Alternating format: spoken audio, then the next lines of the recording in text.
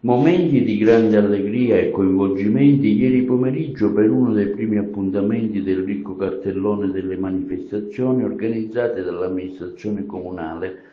per il periodo natalizio. Protagonisti assoluti sono stati i bambini, in particolare i piccoli alunni dell'Istituto Comprensivo Livatino, artefici, grazie al lavoro degli insegnanti, di due momenti di vero spettacolo.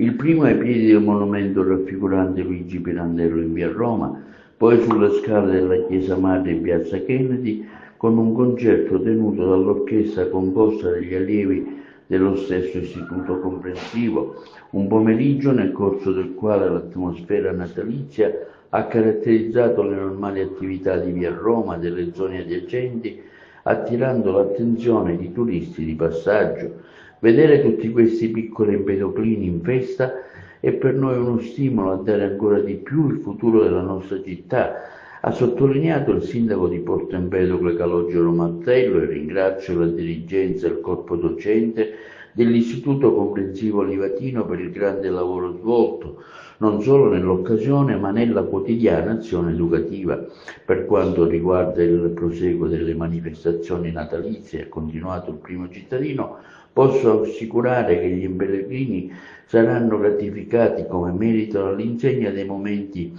tipici della tradizione popolare, della cultura, della musica e dello spettacolo, e abbiamo puntato sulla qualità e sui valori pregnanti del Natale. Tra i prossimi appuntamenti di spicco, sabato prossimo è in programma la presentazione del libro di Monica Gentile nella Sala Camilleri del Palazzo di Città, mentre in giro per le vie dell'Altipiano Lanterna ci saranno gli zampognari. Il Natale Empedoclino, organizzato dall'amministrazione comunale, promette di non tradire le aspettative della gente, fungendo da buon auspicio per il 2025.